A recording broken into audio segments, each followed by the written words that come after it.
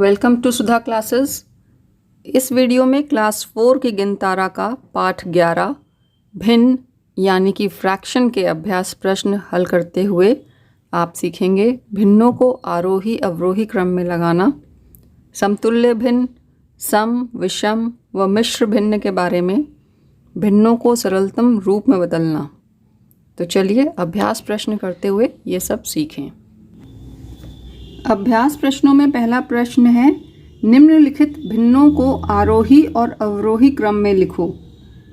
क और ख दो भाग हैं इस प्रश्न के, तो चलिए इसे हल करें पहले।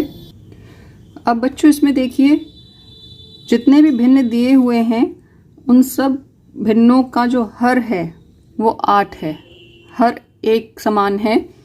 तो जब कभी ऐसा हो कि भिन्नों का हर एक समान हो तो जिस भिन्न का अंश बड़ा होगा वह भिन्न बड़ा होगा, ठीक है, और जिस भिन्न का अंश छोटा होगा वह भिन्न छोटा होगा।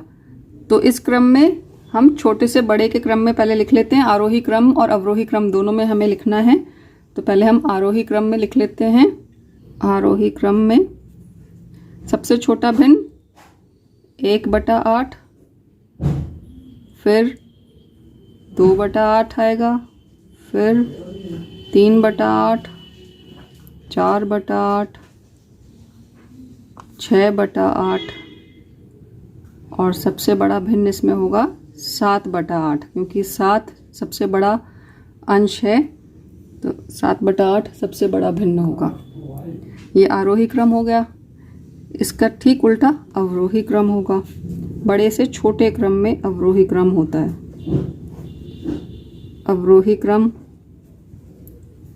ठीक इसका उल्टा 7/8 पहले लिखा जाएगा, फिर 6/8, फिर 4/8, 3/8, 2/8, 1/8। अब ख में देखिए कि सारी भिन्न जो दी हैं उन सबका अंश बराबर है, सबका अंश 2 है, लेकिन हर अलग अलग है, ठीक है। तो इसमें क्या होगा, अगर सबके अंश बराबर हैं लेकिन हर अलग अलग हैं तो ऐसे में सबसे बड़े हर वाली भिन्न सबसे छोटी होगी, ठीक है। सबसे पहले कौन सी भिन्न आएगी, जिसका हर सबसे बड़ा है। तो यहाँ पे सबसे बड़ा किसका है, 2/11। 2/11 सबसे पहले लिखेंगे, फिर 9 है, 2/9, फिर 2/7, 2/6,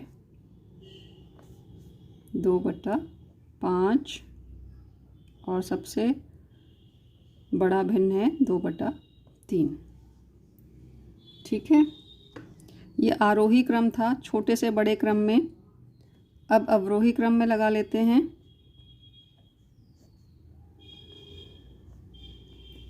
अब इसमें सबसे बड़ा सबसे पहले लिखा जाएगा, बड़े से छोटे की तरफ चलना है। तो सबसे पहले 2/3, फिर 2/5, 2/6, 2/7, 2/9 और सबसे छोटी भिन्न है 2/11, ठीक है। तो ये चीज़ याद रखिएगा, जब भिन्नों के हर बराबर हों तो जिसका अंश सबसे बड़ा होगा वो सबसे बड़ी भिन्न होगी, और जब अंश बराबर हों और हर एक जैसे ना हो, एक समान ना हो, ऐसी स्थिति में जिस भिन्न का हर सबसे बड़ा होगा वह भिन्न सबसे छोटी होगी।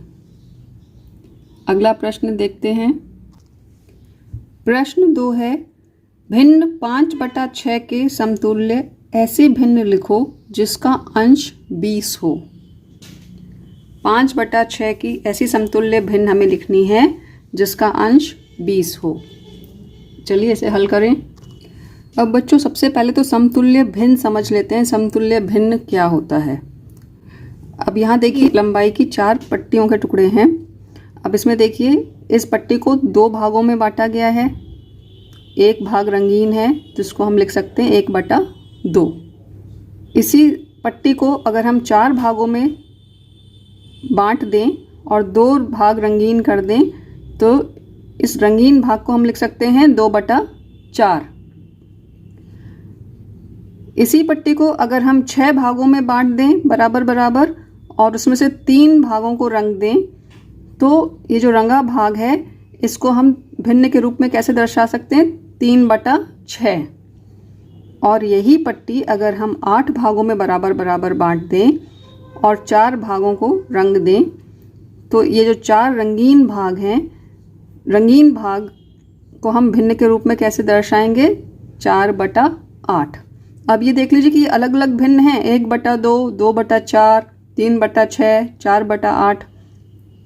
लेकिन ये क्या दर्शा रहे हैं? आप इनको देख रहे हैं रंगीन भाग, इन चारों पट्टियों में रंगीन भाग को देखिए एक बराबर है। जो रंगीन भाग है वो चारों पट्टियों का बराबर है। तो इस प्रकार जो भिन्न एक समान भागों को दिखाती हैं उन्हें समतुल्य भिन्नें या इक्विवेलेंट फ्रैक्शन कहते हैं। किसी भिन्न का अगर हमें समतुल्य भिन्न चाहिए तो हम उस भिन्न के अंश और हर को एक ही संख्या से या तो गुणा करें या भाग दें उसमें, तो हमें समतुल्य भिन्न उस संख्या का मिल जाएगा। अब इस भिन्न में देखिए हमें 5/6 का समतुल्य भिन्न चाहिए जिसका अंश 20 हो। तो 20 अंश पाने के लिए हमें क्या करना पड़ेगा?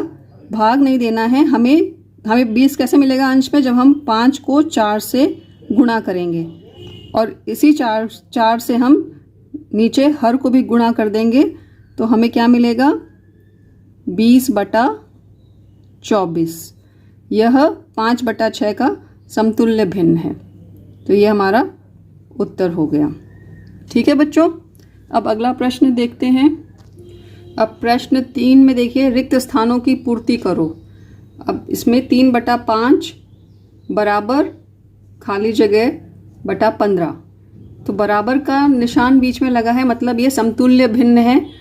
तो यहाँ पे 5 है हर में और यहाँ 15 है। तो 15 यहाँ कैसे आएगा? जब हम 5 में 3 का गुणा करेंगे। ठीक है, तो उसी 3 से हम ऊपर भी गुणा करेंगे तो हमें क्या मिलेगा? 9। 3 त्रिका 9। तो यहाँ आना चाहिए 9/15। ख देखिए 2/7 बराबर ऊपर खाली जगह है, नीचे बटा 42। तो 7 यहाँ पे हर है और यहाँ पर है 42। मतलब 7 में जब हम 6 से गुणा करें, 7 छंग 42 होता है। तो ऐसे ही हमें ऊपर भी 6 से गुणा करना पड़ेगा। ठीक है, 6 से जब आप अंश में गुणा करेंगे तो क्या मिलेगा? 12। 2 छंग 12। तो ये हो जाएगा 12/42। ग देखिए 3/4 बराबर 12 नीचे खाली जगह छूटी हुई है। तो जब हम 3 में 4 से गुणा करेंगे तो हमें यहाँ 12 मिलेगा और फिर यहाँ भी हमें 4 से गुणा करना पड़ेगा। तो 4 चौको 16, यहाँ आएगा 16। तो समतुल्य भिन्न आप समझ गए होंगे कि किसी भी भिन्न के अंश और हर को एक ही संख्या से अगर गुणा किया जाए या भाग दिया जाए तो हमें उसका समतुल्य भिन्न मिल जाता है। अब प्रश्न 4 देखिए, सम, विषम और मिश्र भिन्नों को छांटकर लिखो। तो चलिए ऐसे करें। अब सम, विषम और मिश्र भिन्न हमें छांटकर लिखनी है। तो बच्चों सम भिन्न वो भिन्न होती हैं जिनका अंश हर से छोटा होता है।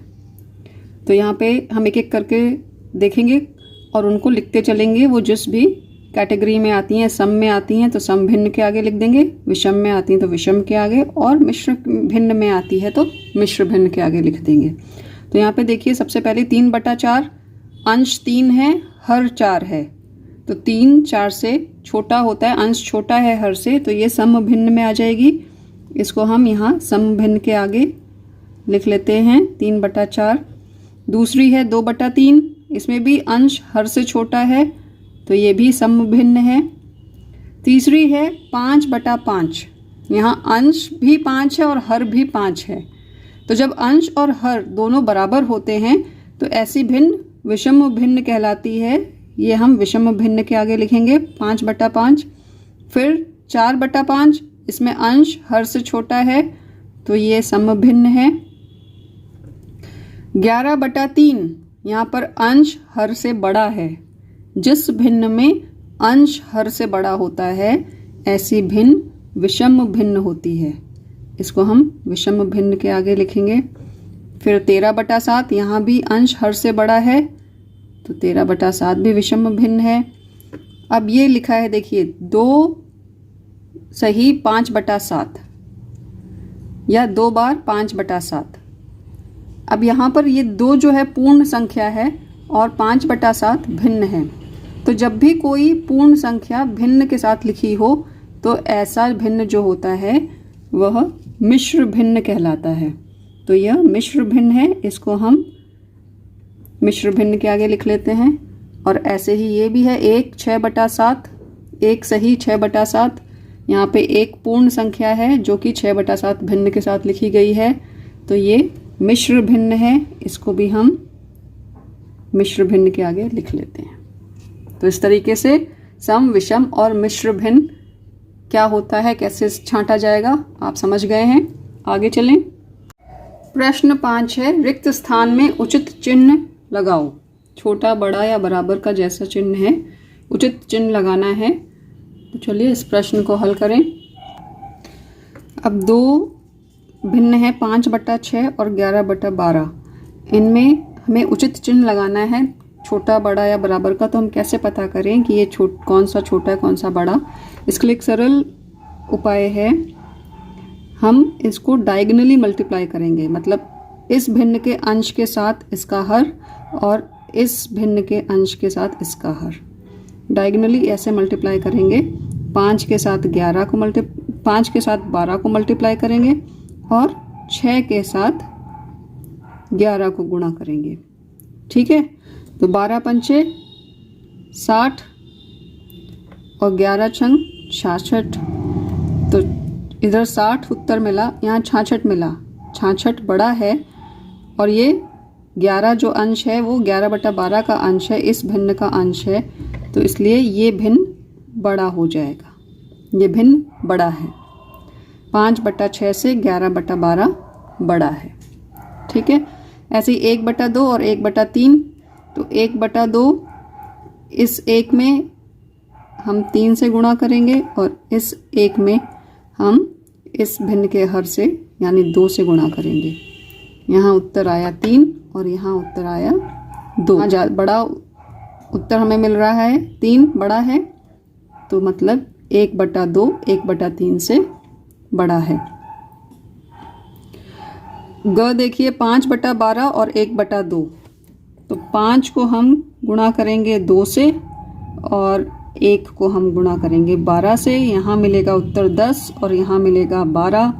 तो 12 बड़ा है, तो मतलब 1/2 5/12 से बड़ा है। घ 10/3 और 4/3 में कौन सा छोटा कौन सा बड़ा है? तो उसके लिए 10 को हम करेंगे 3 से गुणा और 4 को हम करेंगे 3 से गुणा। इस भिन्न के अंश को इस भिन्न के हर से गुणा किया जाएगा और इस भिन्न के अंश को इस भिन्न के हर से गुणा किया जाएगा। क्रॉस मल्टीप्लाई करेंगे। अब यहाँ उत्तर मिलेगा 30 और यहाँ उत्तर मिल रहा है 12। 30 बड़ा है, मतलब 10/3 4/3 से बड़ा है। ठीक है बच्चों, ये प्रश्न आपने समझ लिया होगा, कितना आसान है। अगला सवाल करते हैं। प्रश्न 6, नीचे दिए गए कथनों में सही या गलत का चिन्ह लगाओ। क, सम भिन्न का अंश हर से बड़ा होता है। यह वाक्य गलत है क्योंकि सम भिन्न में हमेशा अंश हर से छोटा होता है, तो आप यहाँ लगाएंगे गलत का चिन्ह। ख, विषम भिन्न का अंश हर से बड़ा होता है। ये बिल्कुल सही है, इसमें आप लगाएंगे सही का निशान। ग, 5/5 विषम भिन्न है। यह कथन सही है क्योंकि अंश और हर दोनों बराबर हैं। जिस भिन्न में अंश और हर दोनों समान होते हैं वह विषम भिन्न होता है। ये सही है। 6/8 विषम भिन्न है। यह गलत है क्योंकि यहाँ पे अंश हर से छोटा है और अंश हर से छोटा सम भिन्न में होता है, विषम भिन्न में नहीं होता। ये गलत है। च मिश्र भिन्न सदैव 1 के बराबर या 1 से बड़ी होती है। यह कथन बिल्कुल सही है। अब प्रश्न 7 देखें। उत्तर लिखो। क ऐसी 5 भिन्नें जिनका मान 1 हो। तो आप कोई भी 5 भिन्नें लिख सकते हैं जिनका मान 1 हो, अंश और हर बराबर होंगे तो उस भिन्न का मान 1 हो जाएगा। जैसे 2/2, 5/5, 9/9, 1/1, 100/100, 3/3, कोई भी संख्या अंश और हर बराबर एक समान होंगे अगर, तो उसका मान 1 होगा। ऐसे आप कितने भी भिन्न लिख सकते हैं जिनका मान 1 हो। ख ऐसी 3 भिन्नें जो 2 के बराबर हों। तो आप लिख सकते हैं 2/1, 6/3। मतलब अगर आप जब 6 को अंश को हर से भाग देंगे तो आपको उत्तर 2 मिलना चाहिए। ठीक है। 8/4, 10/5। ऐसे आप बहुत सारे भिन्न लिख सकते हैं, हमें सिर्फ 3 लिखनी है। अगला प्रश्न देखें। प्रश्न 8 है, कौन सी भिन्न सरलतम रूप में है। अब यहाँ पे 4 भिन्न दी गई हैं। अब सरलतम रूप में करने के लिए हमें भिन्न को किसी एक संख्या से अंश और हर में भाग देना पड़ता है। अब पहली भिन्न देखिए 9/11। यहाँ पे 9 और 11 दोनों ऐसी संख्याएं हैं जिसमें हम किसी एक संख्या से भाग नहीं दे सकते। दोनों हमें ऊपर नीचे दोनों एक ही संख्या से भाग देना होता है, तो हम इसमें एक ही संख्या से ऊपर नीचे भाग नहीं दे सकते। ख देख लेते हैं। ख 2/4, 2 और 4 दोनों 2 से विभाजित हो सकते हैं, मतलब ये और सरलतम रूप में ये हो जाएगा। ग 3/6, ये भी 3 से ऊपर नीचे हम भाग दे सकते हैं, ये भी सरलतम रूप में आ जाएगा। फिर घ 6/9, इस भिन्न को भी हम ऊपर नीचे 3 से भाग देकर और सरल कर सकते हैं। तो ख, ग और घ ये तीनों सरलतम रूप में नहीं हैं, इनको अभी और सरलतम रूप में किया जा सकता है। जबकि क 9/11 यह भिन्न सरलतम रूप में है क्योंकि इसको हम और सरल नहीं कर सकते, तो यही इसका उत्तर होगा। ठीक है बच्चों, तो इस पाठ के अभ्यास प्रश्न पूरे हुए। बच्चों प्रश्नों का अभ्यास करते रहिए। आशा है आपको यह वीडियो अच्छी लगी होगी। चैनल को अभी तक सब्सक्राइब नहीं किया है तो सब्सक्राइब कर लीजिए। अपना ध्यान रखिए, खूब पढ़िए, खूब खाइए, खूब खेलिए, मस्त रहिए।